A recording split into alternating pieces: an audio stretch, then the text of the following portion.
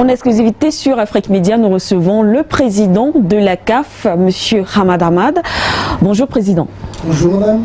Alors nous rappelons que nous sommes ici à Kinshasa, donc c'est une exclusivité accordée à la télévision panafricaine. On va aller directement, Monsieur le Président, que s'est-il réellement passé entre la CAF et le Cameroun? Vous savez, normalement, je devais même parler ici parce que trop de polémiques qui ne servent à rien pour notre continent. Mais comme vous dites, vous êtes une télévision panafricaine. Nous, notre démarche, et ce qui nous anime dans la gestion de la CAF, c'est ce panafricanisme. Et tout ce qu'on a fait depuis, peut-être que vous avez suivi, c'est toujours dans l'intérêt de notre continent. Et surtout, pas par vanité, mais j'ose vous dire que nous faisons partie de ceux qui ne veulent plus qu'on traite l'Afrique comme Afrique tout le temps.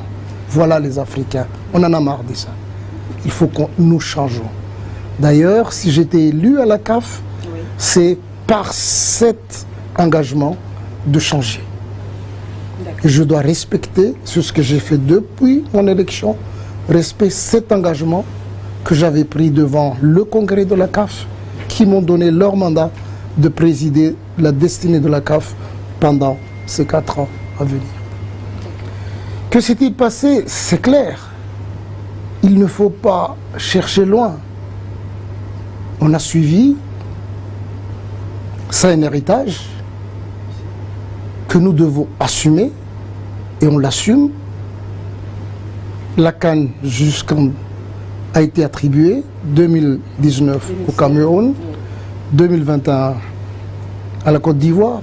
On a fait déjà ces 2 pays des visites d'inspection, une seule fois en Côte d'Ivoire, mais au Cameroun plusieurs fois. La CAF a dépensé beaucoup d'argent pour suivre, pour accompagner le Cameroun, pour rappeler que ces travaux-là nécessitent des accélérations. Vous savez que la CAN a été attribuée en 2014. C'est pas à moi, à vous, les médias d'investigation, de voir à quel moment ont commencé les travaux.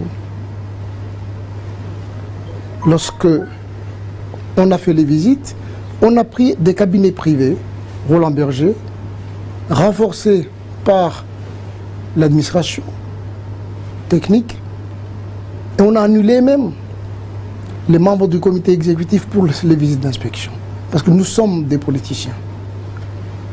Et de 2, on a monté une commission des spécialistes en sécurité qui ont fait des visites. Et si je vous dis même les gens qui ont composé cette commission, c'est un général, ancien président de fédération de Rwanda, qui était chef de mission des Nations Unies pour la sécurité du côté de Mali, si je ne me trompe pas, le président de Niger, de la fédération, un colonel-major qui est habitué à des sécurisations dans les pays du Sahel, et 2 spécialistes de sécurité de la FIFA qui sont venus. Sont partis voir. Et on s'est réunis parce que la date limite pour nous était ce mois-ci. Il y a nos partenaires. Vous savez que c'est la CAN qui fait vivre le football africain. Tout à fait. Et puis surtout, c'est, quoi qu'il en soit, c'est l'étendard même, c'est le summum des compétitions en matière sportive en Afrique. En Afrique, effectivement. Le changement que nous voulons, c'est ça. Et le changement, lorsqu'on l'a pris comme engagement, on est parti avec tous les parties prenantes du football pendant ce symposium. Reconfirmer qu'est-ce que nous voulons vraiment, nous, les acteurs du football africain. Voilà les différents éléments qui ont confirmé et nous avons validé par le comité exécutif et approuvé par le congrès de la CAF. Donc ce sont des décisions légitimes et légales que nous avons prises. On a fait le tour, on a analysé les différentes.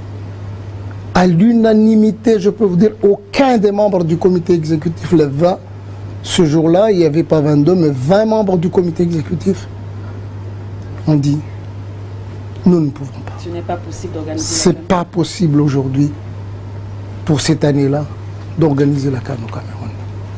Mais, conscient de la situation, des efforts entrepris, et surtout de l'engagement, j'ai rassuré mes membres parce qu'ils n'étaient pas là, c'est moi seul qui a rencontré le président Biya. J'ai vu son engagement, sa volonté réelle pour ce CAN. Moi j'ai dit, nous ne pouvons pas faire autrement. Les règlements, c'est le comité exécutif qui l'a mis en place, depuis l'ancien. Alors, on peut faire d'entorse, parce que le règlement, lorsqu'on retire, on retire carrément. On ne va pas redonner d'autres opportunités. Mais devant ce fait-là, nous avons dit non, nous ne pouvons pas faire ça. Alors pour qu'on comprenne très bien, s'il vous plaît, Président, qu'est-ce qui a réellement bloqué? Quel a été le réel problème? Les infrastructures? Les infrastructures, vous le savez très bien, les infrastructures, il y a certains même à 55% de la finition, et nous ne pouvons pas aller dans un stade ou dans un hôtel qui vient de se terminer emmenant 500 jeunes footballeurs professionnels. Et il y a aussi le rapport, tout ça rajouté par le rapport de la visite d'inspection qui ne nous... Et même on reçoit des informations. C'est réel. Il faut prendre en compte l'histoire. On n'oublie pas encore ce qui s'est passé à Cabinda. La CAF a payé lourd ce frais-là. Donc nous ne pouvons pas nous amuser. Lorsqu'on est responsable, il faut regarder les choses de manière générale, un à un, et puis prendre des décisions, même si ça nous fait mal de prendre cette décision. C'était pas facile pour nous. Si on s'était réunis pendant 10 heures, c'est pour cette raison. Et donc, c'est pour cela qu'on a pris cette décision, décalons, parce qu'on a vu aussi que même la Côte d'Ivoire n'est pas prêt pour 2021 aussi. Okay, mais... ne sera pas prêt pour 2021. Alors c'est pour ça qu'on a transféré... Pour arranger les choses de manière vraiment humaine, oui. Allons décaler tous les CAN, donnons plus de chance au Cameroun, plus de temps pour qu'il réalise les infrastructures, et on va les accompagner de près pour éviter aussi que ça ne va pas aller. On va les accompagner de près. En 2021, ils seront prêts. On organise la CAN au Cameroun. Et en 2023, on organise en Côte d'Ivoire. C'était la décision prise par le comité exécutif. Ok, donc 2021 au Cameroun, c'est confirmé. C'est confirmé. Ok. Par le comité exécutif. Alors, puisqu'on a quand même la chance de vous avoir, Monsieur le Président, on va vous poser les questions que se posent bien sûr aussi les Camerounais, tout comme les Africains. Certains pensent que c'est au-delà de tout cet aspect technique, que c'est une affaire politisée. Que répondez-vous à cela? Moi, je ne sais pas l'éducation chez vous au Cameroun, mais chez moi, à Madagascar, lorsqu'on gagne, ce n'est pas le gagnant qui s'acharne contre le perdant. Moi, vraiment, je suis ébahi. Ébahi et vraiment très étonné, parce que c'est loin de mon éducation. Si vous avez suivi, beaucoup de journalistes, lorsque j'ai déposé ma candidature à la présidence de la CAF, m'ont toujours sollicité de parler du président en exercice. À aucun moment je dis, on ne m'a pas éduqué. À vous de parler ce que vous avez vu sur sa gestion, pas à moi. Et moi j'ai gagné les élections.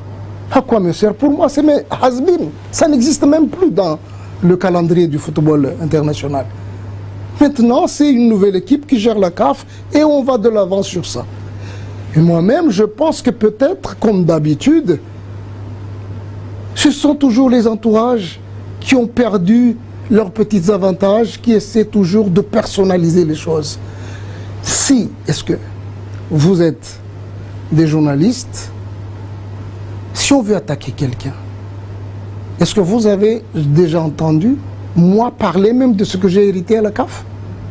Moi, si les gens au Cameroun me demandent aujourd'hui, étalez, président, ce que vous avez vu à la CAF, je voudrais faire ça. S'ils veulent, j'étalerai et on ira de l'avant. Mais vous ne m'avez jamais entendu parler de la gestion de mon prédécesseur. À aucun moment. Si on veut l'attaquer, c'est dans ce sens-là qu'on attaque une personne. Pas des blabla dehors. D'accord, nous sommes pratiquement en train de sortir. Selon certaines indiscrétions, Monsieur le Président, cette affaire risque d'aller devant le TAS. Est-ce que vous êtes préparé à cela? On est confiant qu'on a pris de bonnes décisions pour le bien du football africain et selon les règles, selon les statuts et les règlements de compétition de la CAF. Tout est clair. Si vous prenez le règlement de la CAN, vous voyez, essayez de voir l'article 35, essayez de voir l'article 92. Nous n'allons pas faire comme les autres, retirer une canne à un pays et puis laisser tomber, non. Ce n'est pas notre manière. Et moi, j'avais toujours dit, pour développer le football africain, on doit coopérer toujours avec les gouvernements, surtout avec les chefs d'État. Je précise bien, surtout avec les chefs d'État. Parce que nous savons aussi ce qui se passe chez nous, que ce soit à Madagascar, et j'estime aussi chez vous, autour d'un président de la République. On sait ce qui se passe. Alors si on comprend bien, l'option du TAS n'est pas la meilleure option. Et justement, en parlant entre autres également de gestion, on connaît ce nettoyage que vous avez effectué quand même au sein de certaines fédérations en Afrique. Est-ce que ce sera également le cas pour le Cameroun? L'option TAS, moi je pense que la faute, notre faute, nous, la CAF, c'est de vous avoir donné 2021. Ça va être une faute qui va être ciblée par le TAS. Parce qu'aucun règlement ne nous permet de vous attribuer ça. Qu'on joue le jeu, on y va. Si c'est ça l'option choisie par le Cameroun, on va y aller. Quant aux fédérations, je pense qu'on fait des efforts aujourd'hui d'assainissement. Et je remercie, je ne vous cache pas, le président de l'Union africaine actuelle, M. Kagame, qui a accepté dernièrement, on a discuté avec lui plusieurs fois, moi-même et le président de la FIFA, Gianni, qu'on est en train de continuer les réformes, surtout l'assainissement et la lutte contre la corruption dans le football africain. Ça existe, il faut le dire. Oui. On l'a déjà commencé au niveau de l'arbitrage et on va continuer. Ce n'est pas encore sorti de l'auberge, mais on va continuer. Et au niveau des fédérations, on va continuer aussi. Pour que, au moins, les apports, surtout internationaux ou même des gouvernements, dans le développement du football, c'est dans le développement de la jeunesse d'une manière générale, soient vraiment utilisés à bon escient. Voilà notre objectif. Voilà, merci en tout cas. Merci à vous, Monsieur le Président, d'avoir accepté de répondre à nos questions.